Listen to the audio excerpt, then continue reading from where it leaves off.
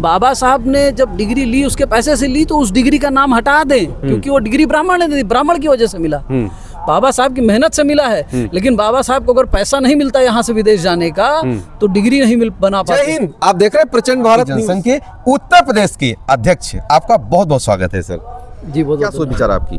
देखिए, विषय अनिल मिश्रा जी ये अपने समाज की लड़ाई लड़ रही हैं, और ये दूरदर्शी जी, इन्होंने उन चीज़ों को परखा कि हमें अब चुप नहीं रहना चाहिए, क्योंकि 100 साल या 150 साल पहले किसी एक समाज विशेष के साथ क्या व्यवहार हुआ, कैसे हुआ, क्या नहीं हुआ, उस बात को आज का युग, ये 21वीं सदी चल रही है, आज के युग में हर वो समाज जो ब्राह्मण समाज को उल्टा बोल रहा है कि ब्राह्मणों की वजह से ये हो गया, ब्राह्मणों की वजह से वो हो गया, आज हर समाज को उस स्तर पर सम्मान मिल रहा है।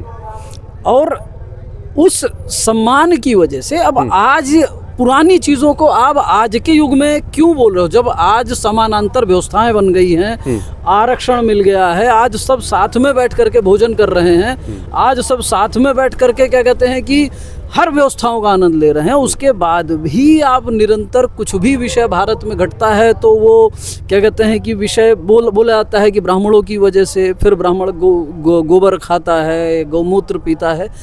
इन सब चीज़ों को लेकर के जो हे भावना समाज में बस गई है, और यह विषय मात्र हे भावना का नहीं है, यह विषय हे भावना के साथ साथ इस समाज का जो नेतृत्व रहा है, उस नेतृत्व ने अपने आप को नेता ही गाली दे करके बनाया। तो जो उस नेता की जिस नेता की विचारधारा अपने समाज को, मतलब दूसरे समाज को गाली दे करके, उसको अपशब्द बोल करके वो जब जिस साम्राज्य को खड़ा करेगा, वह साम्राज्य, आप क्या सोचते हैं वो देश विकास करने की बात करेंगे? वो भी गाली देना ही शुरू करें, क्योंकि हर व्यक्ति अपना नेतृत्व चाहता है और वो अपने नेतृत्व के हिसाब से बनना चाहता है जी। डॉक्टर बाबा साहब जो हैं, इन्होंने क्या किया, इन्होंने मंदिर में ना इनको प्रवेश वर्जित था, इन्होंने उसका विरोध किया। इन्होंने ये कहा कि भाई हमारे साथ जो ऊंच नीच वाला व्यवहार है, इसका विरोध किया, भाई ये व्यवहार नहीं हुआ। सर मैं आपको बीच में रोक रहा हूँ, मैं अपने दर्शकों से कहना चाहता हूँ कि इस देश का कोई भी महापुरुष वो किसी जाति का नहीं है। मैं गलत कर रहा हूं तो बताइए सर। देखिए, इस देश का कोई भी, अब आपकी चाहे जो ओपिनियन हो, किसी भी महापुरुष के बारे में कोई भी अगर बोलता है, हम देख रहे थे पिछली बार भगवान राम के बारे में बोल रहे हैं, जो तमाम हमारे देवी देवताओं के बारे में बोला जाता है। ऐसा क्यों बोला जाता है? जिसको राजनीति करना हो, सेवा भाव से उतरिए जमीन पर। जी सर, जी बोलिए। तो इसमें बाबा साहब को लेकर के, बाबा साहब के हर सिक्के के दो पहलू होते हैं। जी सर। कुछ उनके काम बहुत अच्छे रहे हैं, कुछ उनके काम जो गलत थे, वो उन्होंने उस विचारधारा का विरोध करने का प्रयास किया, लेकिन उस विचारधारा का विरोध करते करते वो ब्राह्मणों का विरोध कर दिया, और वह ब्राह्मण का विरोध निरंतर अभी चलता चला आ रहा है जी। और वही विरोध आज के समय में जाकर के ग्वालियर में उसने अपना केंद्र बना लिया। अन्य भारत में कहीं नहीं, लेकिन हर जगह लोग उल्टा सीधा बोल रहे हैं, लेकिन उसने अपना केंद्र बना लिया ग्वालियर में जी। और उसी विरोध के कारण आज अनिल मिश्रा जी अपनी, मतलब पूरे ब्राह्मण समाज की तरफ से लड़ाई लड़ रहे हैं। हाँ। और आज उस लड़ाई को पूरे ब्राह्मण समाज को मिलकर के इसमें हाथ लगाना चाहिए। सफल, मतलब इस लड़ाई को सफल बनाने की आवश्यकता है हम सब लोगों को, क्योंकि मैं स्वयं कहता हूं कि भाई जब मैंने किसी एससी समाज के लड़के को उल्टा नहीं बोला, किसी को गाली नहीं दी, किसी के साथ गलत व्यवहार नहीं कर रहा हूं, आपको ऊंच और नीच की भावना हमारे मन में नहीं है, तो आप सार्वजनिक रूप से हमको क्यों गाली दोगे? बिल्कुल। हमको गोबर खाना अच्छा लग रहा है, हमको गौमूत्र पीना अच्छा लग रहा है, तो वो हमको अच्छा लग रहा है, तुमको उसमें ध्यान देने की क्या जरूरत है? तुम अपना जीवन यापन करो, मैं अपना जीवन यापन कर रहा हूँ। मेरे जीवन जीने की पद्धति है गौ सेवा, आपके जीवन जीने की पद्धति है क्या कहते हैं, आपके जीवन जीने की जो पद्धति है वो अपनी अलग है, तो आप अपनी पद्धति का चिंतन करिए। हमने तो कभी आपकी पद्धति पर टिप्पणी नहीं किया जी। तो ऐसे बहुत बड़े बड़े विषय हैं। आज का समय जिस हिसाब से वर्तमान सरकार जी अनिल मिश्रा जी के ऊपर जो प्रभाव, मतलब कि जो उनके साथ कर रही है, उससे एकदम स्पष्ट होता है कि वर्तमान सरकार चाहती है कि सरकार यानी बीजेपी मोहन यादव की सरकार? मोहन यादव की सरकार भी हो सकती है। हो सकता है कि भारतीय जनता पार्टी नहीं चाह रही हो, इस शासन सत्ता वाले कर रहे हो कि नाम खराब हो, तो विषय बहुत हैं। लेकिन इसमें वो चाहते हैं कि ये लड़ाई हो। हाँ। और ये लड़ाई होने के कौन चाहता है बाद सर? वर्तमान सरकार चाहती है। अच्छा। अब सरकार में बैठा हुआ अधिकारी भी है, सरकार में बैठा हुआ मंत्री है, दोनों में से कोई एक चाह रहा होगा। वो चाहते हैं ये लड़ाई हो, और ये लड़ाई होने के बाद जो हिंदू बटेगा, हिंदू कैसे बट गया, हिंदू सवर्ण हो गया, बैकवर्ड हो गया, एससी हो गया।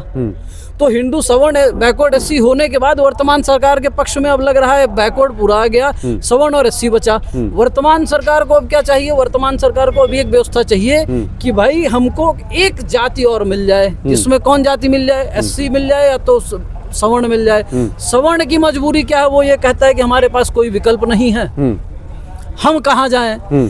एससी को मिलाने के लिए, एससी के लिए तैयारी कर दिया इन्होंने कि भाई एससी समाज के एक नेता को खड़ा करो, उसको फंडिंग करो, उससे समाज को गाली दिलवाओ, समाज में द्वेष पैदा करो। और द्वेष इतना हो गया कि पहले बाबा साहब अंबेडकर थे, अब आज बाबा साहब सकपाल हो गए।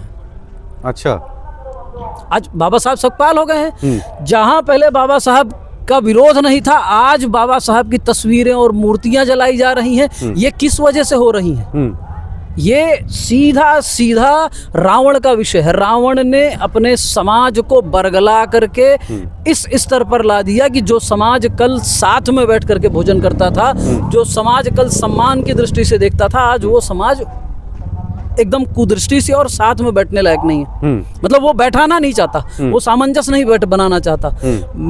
इस व्यक्ति ने इतना व्यवस्था को इतनी गंदी कर दी कि आज के समय में बाबा साहब सकपाल के लिए लोगों के मन में हे भावना है। मैं बाबा साहब सकपाल इसलिए बोल रहा हूँ कि भाई मैं ब्राह्मण हूँ, मैं जातिवादी नहीं हूँ, मैं ब्राह्मण हूँ। मैं हर समाज की सेवा करता हूँ। मैं हर समाज को, आज ये शिविर जो लगा है आप देख रहे हैं, इस शिविर में हमने जात पूछ करके किसी को अंदर नहीं बुलाते हैं। हम इस शिविर में जो व्यक्ति आता है, जिसको ज़रूरत पड़ती है, उसको यहाँ रोकते हैं, उसको यहाँ रहने की व्यवस्था देते हैं, खाने की व्यवस्था देते हैं। किसी से कोई जात नहीं पूछी जाती, क्योंकि हम ब्राह्मण हैं। हमने ही सबको कहा कि सबकी पूजा करो, सबकी सेवा करो, वही भगवान की पूजा है। सर्वे भवन्तु सुखिनः सर्वे सन्तु निरामयाः सर्वे भद्राणि पश्यन्तु मा कश्चित् दुर्भाग् भवेत्। ये भाव हमने दिया पूरे समाज को।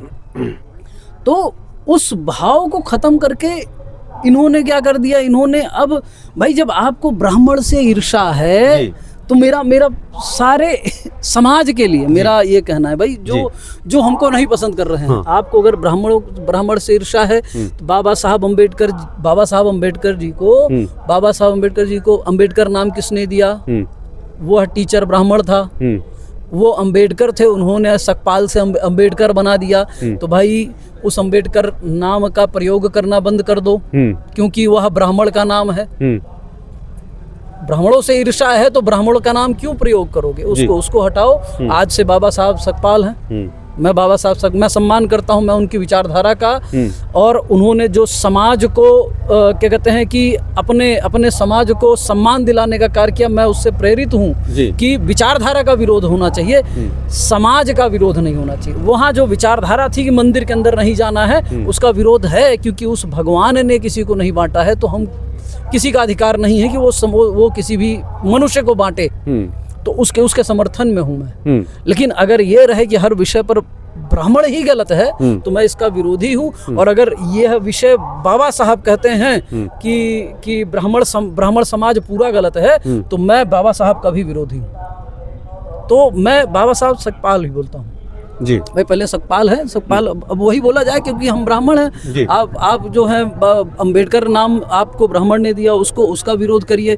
बाबा साहब ने भारत में जितनी डिग्री अपने दम पे ली, उस डिग्री के अलावा बाबा साहब जब विदेश गए तो उनको $25 के आसपास उनका जिम्मेदारी किसी राजा ने उठाया। वो राजा सवर्ण समाज से आते थे, एक बाबू साहब ठाकुर साहब थे और एक ब्राह्मण राजा थे। उन दोनों राजाओं ने मिलकर के बाबा साहब की डिग्री अर्जन करने में उनका मदद किया। तो ब्राह्मण विरोधी कहाँ से हुआ? सर एक चीज और कि इस प्रकार से लोग कहते हैं ना कि जैसे जिस पेड़ के नीचे बैठो उसी की डाली काटो, जिस थाली में खाओ उसी थाली में छेद करो।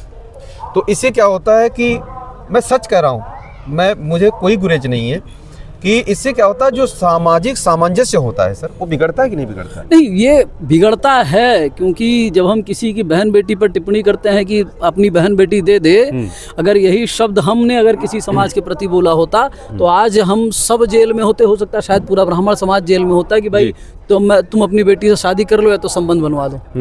लेकिन आज हम ब्राह्मण हैं इसलिए कोई नहीं करता जी। और मैं सीधा कहता हूँ कि बाबा साहब ने जो विदेश से डिग्री ली वो किसी ब्राह्मण और क्षत्रिय के दम पे ली जी सर, उसके पैसे से ली। आपके कहने वाला कि प्रतिभा देखा ब्राह्मणों ने प्रतिभा देखा और बढ़ाया, तो योग्यता और देखी, आज उनको भी आगे बढ़ाया। हाँ, आज भी मैंने मेरे साथ मेरा जो काम करने वाले हैं, होर्डिंग बैनर लगाते हैं और भी बहुत सारे छोटे छोटे काम करने, मैंने सबकी प्रतिभा देख करके मैंने सबको प्रमोट किया है, आगे बढ़ाया है। तो समाज, गरीब बेटियों की शादी भी कराते हैं सर। वो देखिए भगवान ने दिया है, हमने वही तो सर्वे भवन्तु सुखिनः वाली बात है कि कोई हमारा दुश्मन नहीं है, सब हमारे हैं जी। और जिस दिन हम दुश्मन मानने लगेंगे तो व्यवस्था ही सारी बिगड़ जाएगी। ठीक है सर। तो जी, इसमें कुल मिलाकर के अनिल मिश्रा जी वाले मामले में मैं सिर्फ इतना ही कहना चाहूंगा कि आज के समय में भारत को राजनीति में एक विकल्प चाहिए। राजनीति जिस स्तर की कौन है हो गई, विकल्प सर? उस स्तर की एक विकल्प चाहिए और भाजपा के खिलाफ विकल्प नहीं चाहिए। कांग्रेस का विकल्प लोगों ने भाजपा बनाया। हाँ। और आज फिर से कांग्रेस का ही विकल्प क्या कहते हैं राजनीति में भारत को चाहिए। कांग्रेस का विकल्प क्यों चाहिए? भारतीय जनता पार्टी काम कैसा भी कर रही हो, लोग अपने आप को सुरक्षित महसूस कर रहे हैं। आज कांग्रेस का विकल्प इसलिए चाहिए क्योंकि विपक्ष में जो बैठे हैं लोग वो इतने मजबूत नहीं है कि वो मजबूती से भारतीय जनता पार्टी के ऊपर यह टिप्पणी कर सके कि आप ये गलत कर रहे हो और इसको सही करो, उसकी लड़ाई लड़े। तो उसका विकल्प चाहिए कि एक मजबूत विपक्ष चाहिए और मजबूत विपक्ष के लिए ईमानदार होना जरूरी है क्योंकि सबसे भ्रष्टाचारी लोग बैठे हुए हैं जी। उसके बाद आपको प्रखर होना जरूरी है क्योंकि आप प्रखरता तभी होगी जब आप ईमानदार रहेंगे और उसके बाद में मजबूत विचारधारा होनी जरूरी है कि आपकी विचारधारा सही रहेगी तो सदन में देश के विकास की चर्चा होगी, आलतू फालतू विषयों की चर्चा नहीं होगी। सदन जब बैठता है तो पैसे लगते हैं लेकिन नहीं होता, वो देश के विकास की चर्चा नहीं होती है। देश में जैसे वंदे मातरम की चर्चा हुई, वंदे मातरम पे चर्चा होना चाहिए। वंदे मातरम को राष्ट्रगान है, राष्ट्रगीत है, सब कुछ वंदे मातरम बना दे, लेकिन उससे भी बहुमूल्य विषय आज के समय भारत में है जिन विषयों पे चर्चा होने की आवश्यकता है जी। इस देश में युवाओं की स्थिति बड़ी खराब हो रही है, उस पर चर्चा होने की आवश्यकता है। इस देश में रोजगार की व्यवस्थाएं हम डेली सुनते हैं, इतना रोजगार मिल गया, उतना रोजगार मिल गया, लेकिन इतना रोजगार अगर बन रहा है तो लोग बेरोजगार क्यों घूम रहे हैं? ऐसी बहुत सारी बातें हैं। तो मैं कहता हूं ना, विकल्प की जरूरत है। आपका बहुत बहुत धन्यवाद। विकल्प जो है, विकल्प कांग्रेस का चाहिए और मजबूत विपक्ष चाहिए और वह विकल्प सिर्फ और सिर्फ 1951 वाली अखिल भारतीय जनसंघ, जो 1951 वाली जनसंघ थी, अब वह पुनः हम लोग लगे हुए हैं जनसंघ को पुनः स्थापित करने में जी। और वह विकल्प सिर्फ और सिर्फ अखिल भारतीय जनसंघ ही बन सकती है क्योंकि जनसंघ ने ऐसे ऐसे नेता दिया था जी। आदरणीय क्या कहते हैं पंडित दीनदयाल उपाध्याय जी ने चुनाव चल रहा था, चुनाव सभा को संबोधित करने गए थे, उन्होंने सभा में कहा कि अगर हमारी पार्टी गलत नेता को टिकट देती है तो सही नेता चुनना आपकी जिम्मेदारी है, अगर मेरा नेता गलत है तो उसको वोट मत दो, सही नेता चुन करके उसको जिताओ।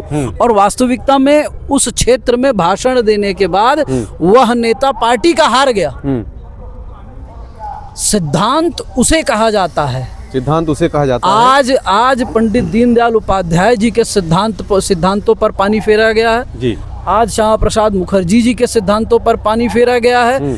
आज प्रोफेसर बलराज मधोक जी को जिनकी वजह से भारतीय जनसंघ और उसके बाद भारतीय जनसंघ से लोग अलग होकर के अपनी पार्टी बनाए, उन विषयों को सारा समाप्त कर दिया गया है जी। चौथा, आज के समय में जिस राम राज्य की परिकल्पना करके इस देश ने सम्मान दिया, उस राम राज्य को भी धोखा दिया गया है। राम राज्य की व्यवस्थाएं एकदम विपरीत हो चुकी